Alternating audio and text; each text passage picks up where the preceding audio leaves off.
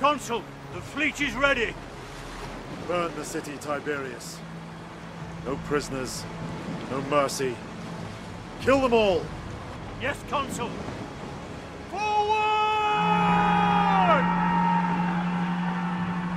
You know, we've got Scipio here commanding the Roman fleet approaching the beach. So you can see there the huge scale of the fleet, and the fact that we've got multiple ships per unit, which really adds to the sense of scale. And here's the Roman fleet approaching the beach. So this really showcases a new battle type, which is a combined battle.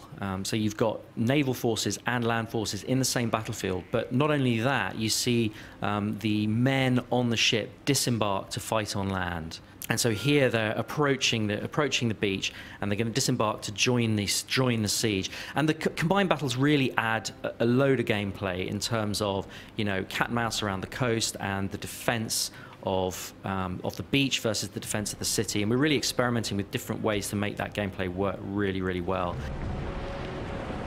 So here you see the guys disembarking onto the beach. This is, you know, what we're trying to achieve here is get a real sense of almost the Saving Private Ryan of the ancient world. So we really want to get the camera down and get that sense of that darker vision of war, where you really make this human scale of battle come alive, and it's part of that darker vision of war, a more gritty, realistic feel to the way the battles work.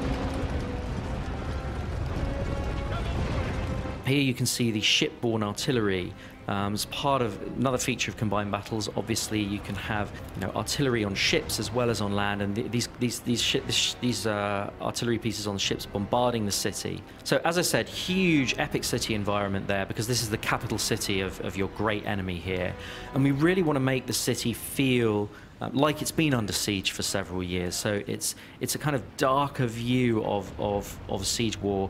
It's not, you know, a kind of fresh city that we've had before. It's damaged, it's worn, it's dark, it's smoking. We want to make this approach feel apocalyptic. This approach to the final battle for one of your great enemies. We want it to feel apocalyptic.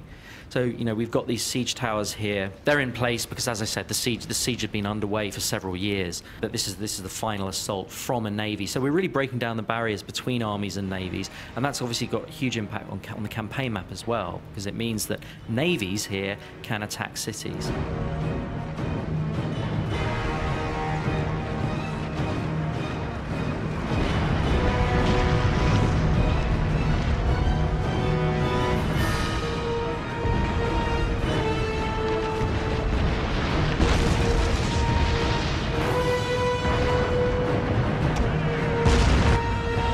This is the tactical view, the tactical overview. Really helps the player orient themselves in these larger city environments. We don't want the player to be controlling the game from this perspective. It's really an orientation tool. We want the player to be able to understand what kinds of, because there are very specific relationships in terms of, you know, one particular unit might be strong against another unit, but not against the third type of unit. We want the player to understand what's going on the battlefield. We want the player, particularly in terms of, you know, the spatial awareness.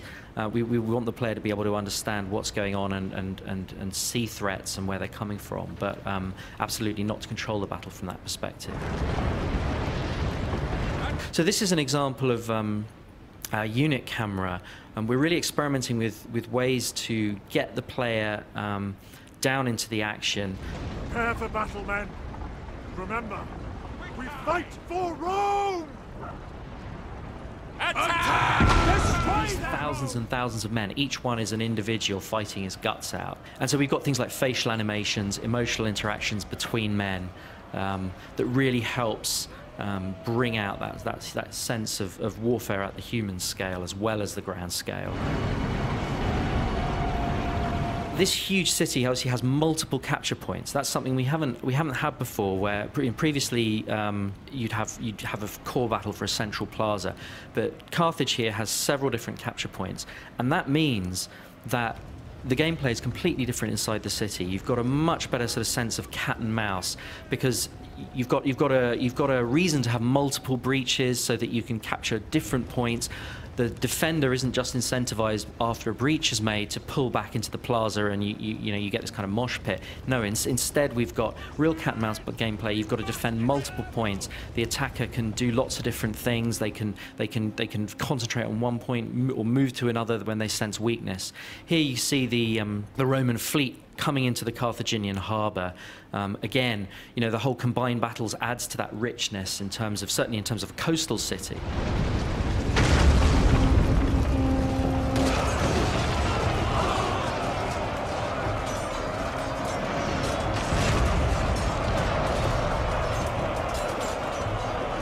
In Shogun, you've got individual samurais seeking out other samurais, and they have this sort of elegant swordplay.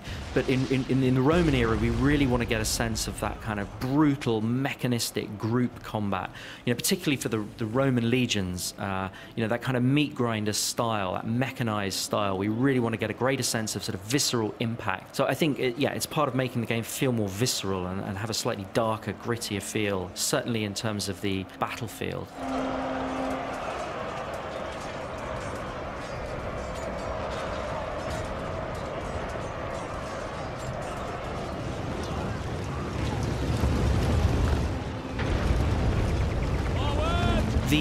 The Total War engine, over the years we've learned so much about how to get really optimize the performance in terms of being able to deal with thousands and thousands of men on screen at once, and the fact that when you zoom in you get a huge amount of detail.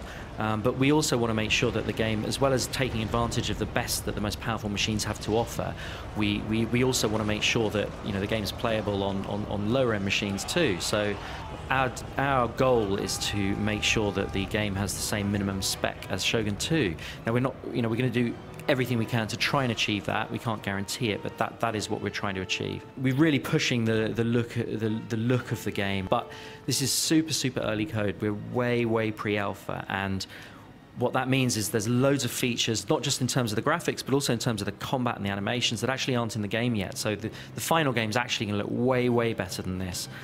We're working our guts out on this game, and we're determined to make it the best Total War game ever.